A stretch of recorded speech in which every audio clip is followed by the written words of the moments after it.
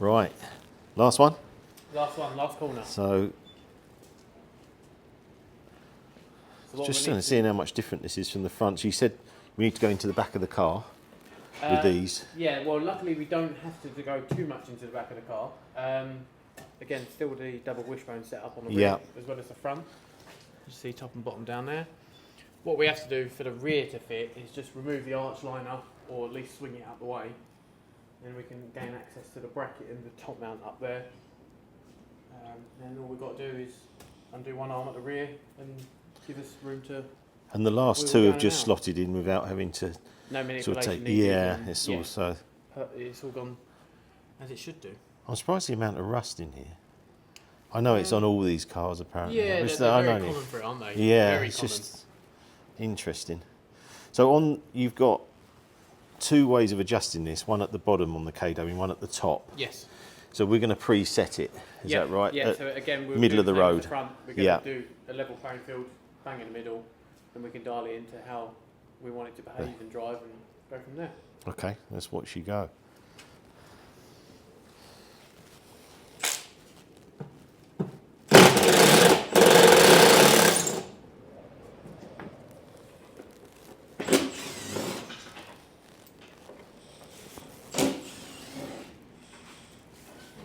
I do like just looking at wheels and suspension the whole time I'm here. Yeah, it's just really cool. I like looking at the differences. Right, so it's unbolting here.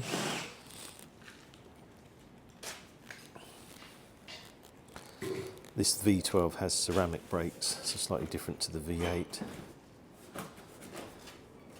Let's have a look at them. Actually, they're really big. Huge brakes there, look at that. Look fairly good condition. Might check the pads for this track day we're doing next week. This is interesting in here in this liner because a lot of people complain about the road noise on Astons. And they've actually put in, see this here. So this is like to just try and soften that road noise. In effect. Yeah. And so I could improve. It's just a bit of thin matting, really. Yeah. I could improve that, I reckon. I saw there is like a sound deadening in there. Gain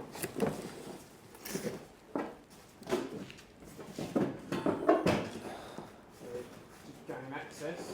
We've had to sort of remove this out of the way. And now we've got access to the rear shock. So what we have to do is undo these 4 bolts and move this bracket off for the fuel filler. Then we can gain access to the top mount, undo the bottom section, the shock will come out down the bottom here.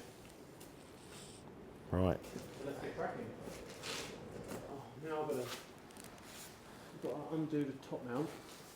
So we've got the bracket undone. So again, we've got three 13 mils on the top of the actual bracket up here. And then that removes this section and then gives us more room to guide it out down the bottom.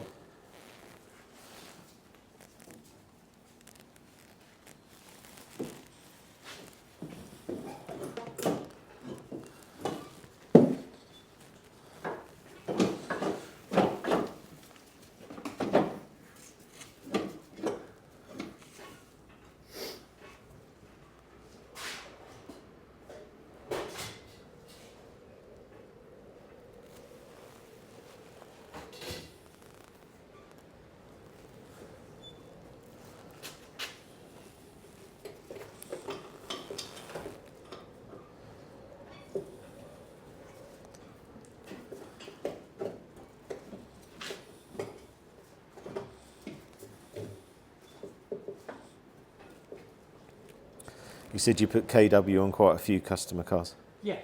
Yeah. Yeah. So this should be another one that we've done now. What do you run on your GTR? So the Skyline myself is on AST 3-way suspension, which again is a full-blown race setup really.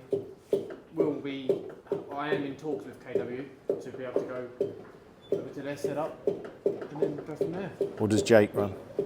Jake at the moment is on a Maestro R, so they're sort of not a budget, but a mediocre damper. But I think he's looking to go for the OLEDs route. Right, okay. Which again, we'll be fitting and doing it all here in-house. So yeah, just got to wait for everything to turn up now.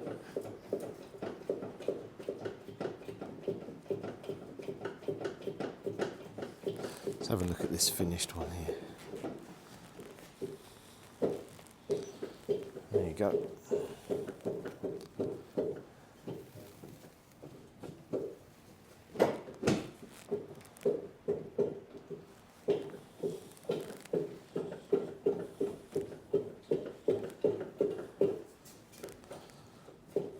This side's a lot more tricky because we have the fill filler neck. Right, so it's a bit tighter, less room. Yeah, so there's a lot more fiddly on this side.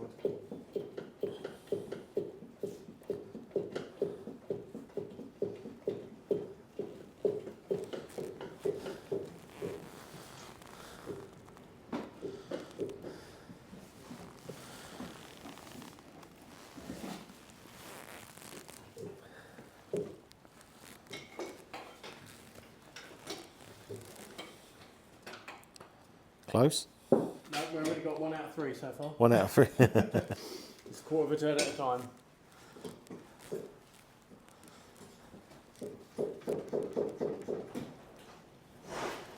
So how close are you now? We are on the rebuild stage. The shock's in on the top side. We just need to put the hub back together. The arms and then the lower shock mount. And this was the worst one? Because of this pipe? Because of the fuel filler neck which runs down here. Just gave us no room. So just have to undo a couple of more bolts to make the hub be able to swing out of the way. As you can see, this toe arm and this lower arm down here. Just so we can gain some access to pivot. For anyone who wants to do their own Do it themselves, yeah.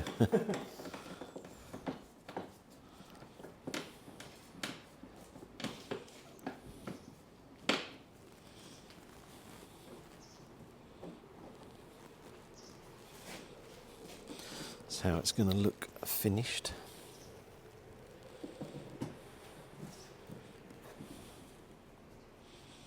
Excited about this actually.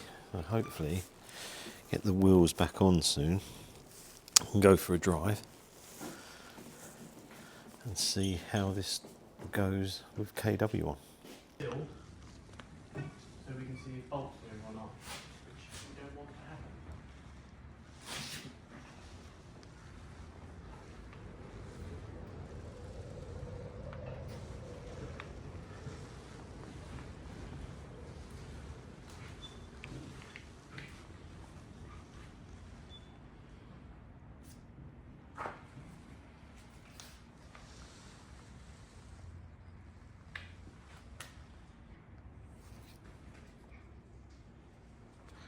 Okay, so you're just seeing if the... So it just dries off as a wax. Yeah. And then we can see if it breaks, we know that we've had a bolt move. Okay, brilliant. So it's all used for most of all applications really.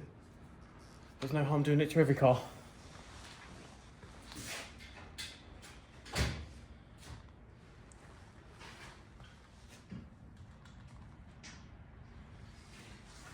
So that's it? Just wheels? Just the wheels and give it a road test. Brilliant. So last wheel now, and we can drop it down.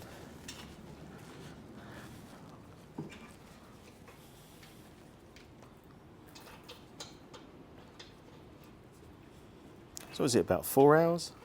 Give or take. So yeah. Yeah.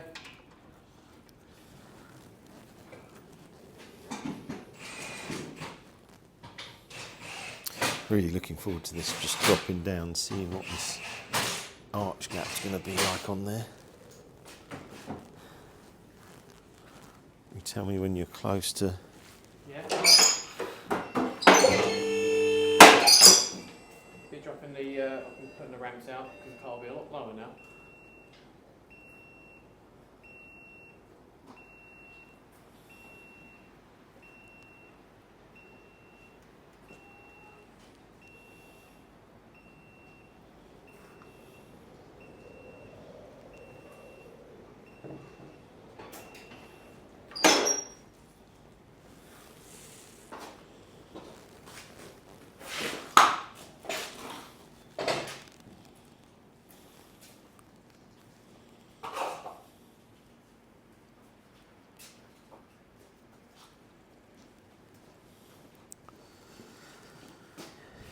Making me wait, Alex, aren't you? Making me wait longer. And Yeah, at the moment, that's true. be interesting how low it is.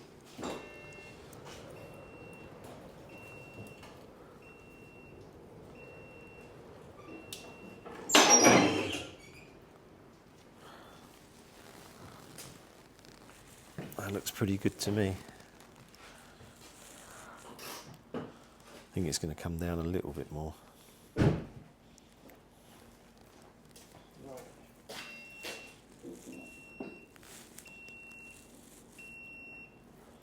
Needs a bit of settling. Rear's still quite high, isn't it? Yeah. Does need to settle down though. It's definitely lower than it was before.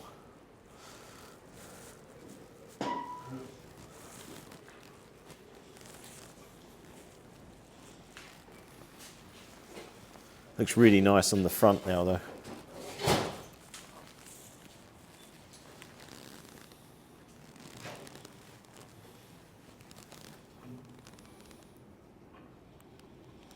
Right, we need to go for a drive.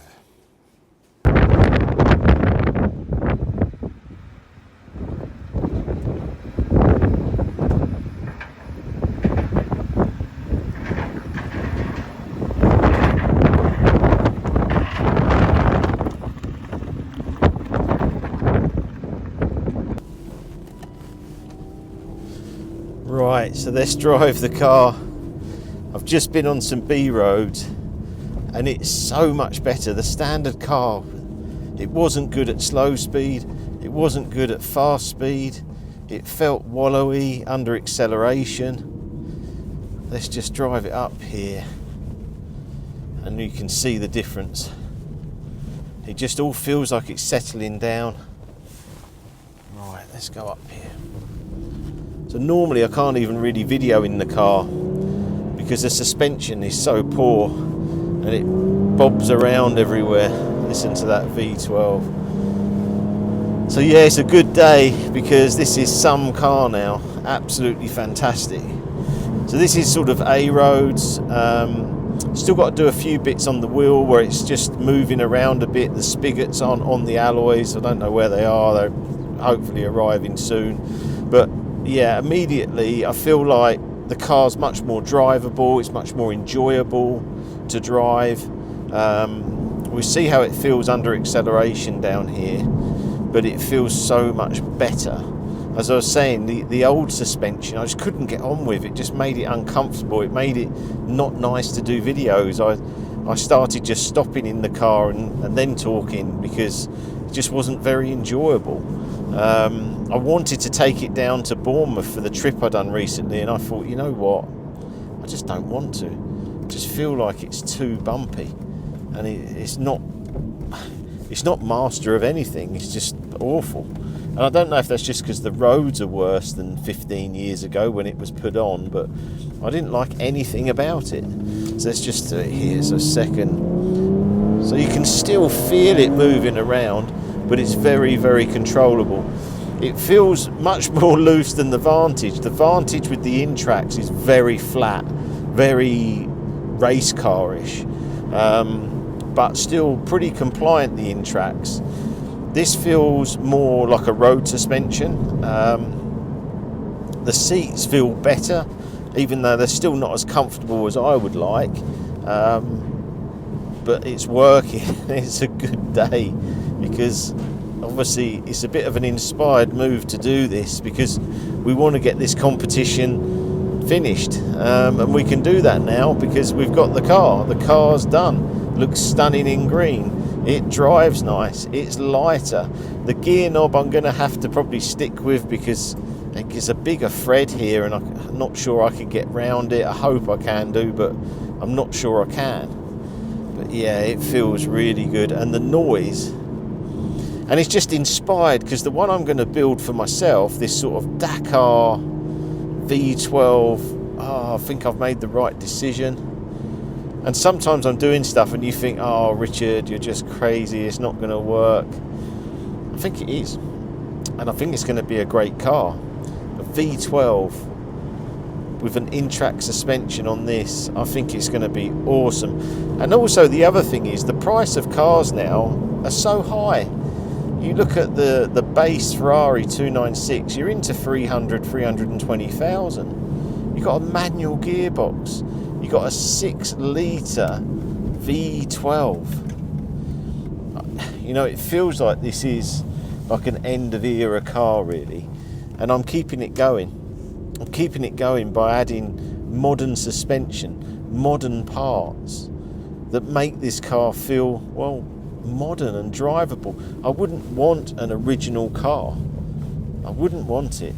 I'd want it from the point of view of how it looks, and then I'd buy it and then I'd think, oh God, really feels old and not very nice. The suspension wasn't, this is fine, perfect.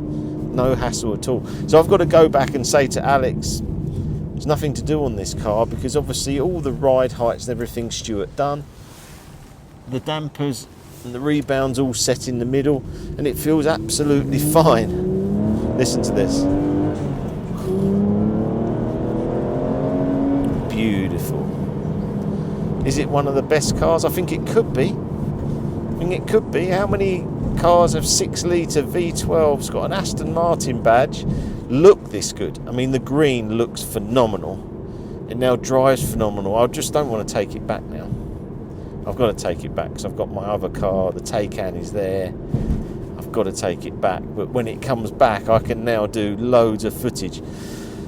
I've got Buell Water Friday. I'm going to let some people drive it. Come and drive it. Come and drive this V12. Drive the V8. You know, see what you think. It's pretty awesome. Pretty awesome.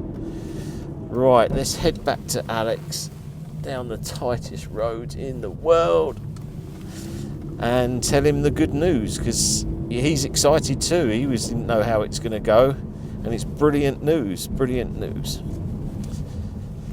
Please like, share, subscribe. There is a subscribe button bottom right. If you get a chance to press that, that really helps the channel. And yeah, next video I'll be doing lots more in this Vantage, and I'll see you again soon.